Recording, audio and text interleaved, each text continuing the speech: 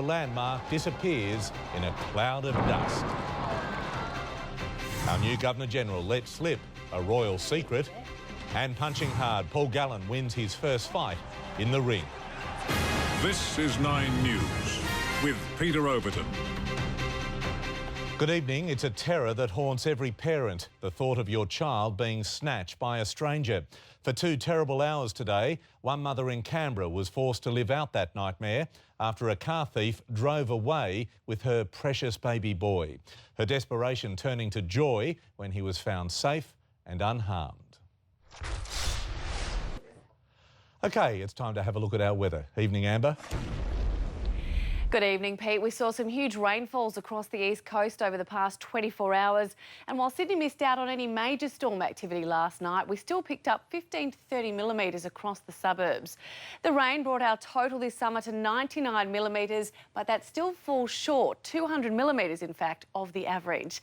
Today it wasn't as muggy as the past few days, but the sunshine still warmed things up to 29 degrees in the city, in Campbelltown and in Blacktown, and a top of 30 degrees in Liverpool and in Penrith.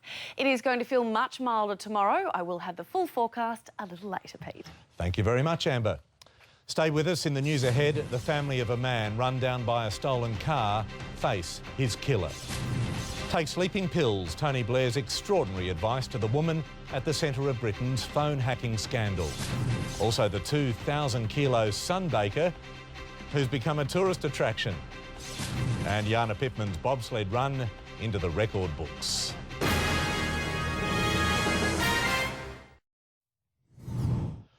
The wife and children of a man run down by a stolen car in Narellan have faced his killer in court. The offender, a teenager at the time, was in tears as he apologised to the family. Former hurdles world champion Jana Pittman can't get enough of the Olympic experience after making her Winter Games debut in the bobsled. Ken joins me now, and Jana has big plans for the next 4 years. Good evening. Good evening, Peter. She certainly has. After an impressive performance in Sochi, Pittman is considering a return to the track in time for the Summer Olympics. And she's keen to improve on her 14th place finish in the bobsled. In the news ahead, will cholesterol drugs help beat melanoma?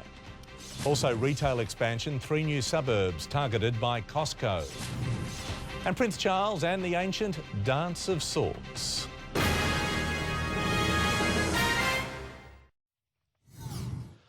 We have breaking news now. A man has been pulled from the water at Avalon on the city's northern beaches. The rescue helicopter has winched a paramedic and equipment onto a police boat where the man was given CPR. His condition is not known. For the first time, we can show you the face of the man accused of murdering Queensland teenager Daniel Morecambe. This photo of Brett Peter Cowan was taken just 2 weeks after the 13-year-old disappeared on December 7th, 2003. The jury has learnt Cowan has 2 young children, one with his ex-wife, who gave evidence at the trial in Brisbane today. A promising sign in the fight against cancer, with common cholesterol drugs showing potential for preventing and treating melanoma.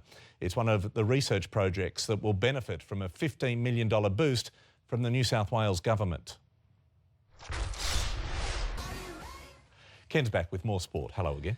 Good evening, Peter. We catch up with injured Penrith recruit Jamie Soward. Will he be fit for round 1? Paul Gallen's incredible pro boxing debut. Does he have the future in the ring? And Aussie cricketers ready to inflict more pain on South Africa.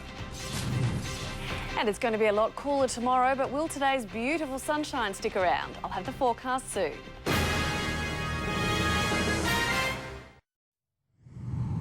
Relief for the Panthers tonight with recruit Jamie Soward cleared of serious damage to his ankle.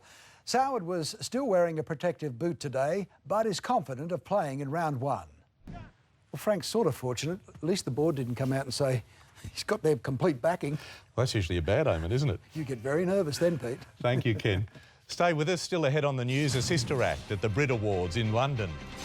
Second time lucky, Maya tries to woo rival David Jones once more. Plus the Simple app with a $19 billion price tag.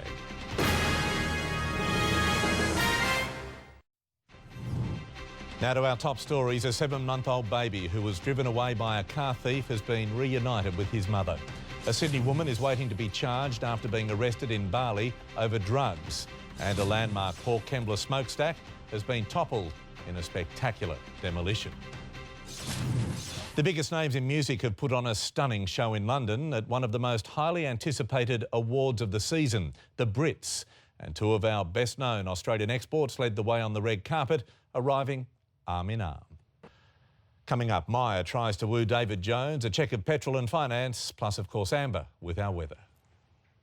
Thanks, Pete. Well, after weeks of extreme heat, we're going to see some cooler temperatures as we approach autumn. Right now, it is 23 degrees in the city, 27 in our west. I'll have the forecast next.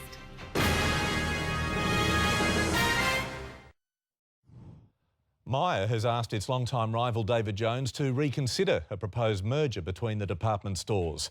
Maya says the deal would be in the interest of both companies' shareholders. It's written to its competitor, expressing the hope of further discussions on the matter.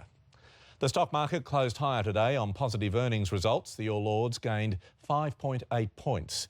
Our dollar is buying 89.52 US cents or 91.22 Japanese yen. The average petrol price is around $1.55 a litre. The price cycle is heading down. Here's Amber. We enjoyed a beautiful day, warm and sunny with light winds. It reached a top of 28 degrees in Cronulla, 29 degrees in the city, that's 3 above average, and 30 degrees in Liverpool and in Penrith. The humidity was much lower than we've seen over the past few days. At midday, it was only 34% in the city and in Penrith, 36% in Bankstown. No rain was recorded today, but in the 24 hours until 9 a.m, many suburbs saw their best rain since November. Avalon picked up 34 millimetres, Little Bay saw 31 and Ingleburn picked up 30. Across New South Wales today it was mostly sunny with the exception of the north coast which saw some showers. Newcastle reached a top of 25 degrees, 28 for Wollongong, while inland areas were much cooler than we've seen recently, a top of just 23 in Wagga Wagga and 22 in Albury and Griffith. Tomorrow a trough in the east will cause some showers and storms in northeastern New South Wales and Queensland, while a high will direct a few light showers onto the coasts of Tasmania and Victoria. Take a look around the country. Brisbane will see showers and a possible storm, a top of 31 degrees, sunny and 25 in Canberra, 18 the top in Hobart, a shower or two in Melbourne, 20 degrees, fine and 22 in Adelaide, and hot and sunny in Perth, a top of 34. Most of New South Wales will see a cool night tonight, followed by a mild and sunny day. Along the coast, Bateman's Bay will reach 22 degrees, 21 in Wollongong, 23 for Newcastle, while inland areas will be a little warmer, 27 for Mudgee and Dubbo, 25 in Albury and for Wagga Wagga. Sydney can look forward to another mostly sunny day with light to moderate southerly winds. It will be several degrees cooler than today, heading for 27 in Penrith, 26 in Campbelltown, Liverpool and in Parramatta. 18 to 24 in the city, a top of 23 for Terry Hills and 26 the top in Gosford. So looking ahead, the weekend will be partly cloudy with a shower or two on Saturday, 24, just a possible morning shower on Sunday, also 24. Then next week is looking sunny until at least Thursday, 26 on Monday, 28 on Tuesday. In our west, the weekend will be mild with a shower or two, 25 the top on Saturday, heading for 26 on Sunday. Then the warm weather will return, but without that mugginess we've seen over the past week. 31 on Monday, 32 on Tuesday, and a few cool nights on the way too, Pete. Amber, thank you very much. Tracy is next with the current affair, but that is 9 News for this Thursday. I'm Pete.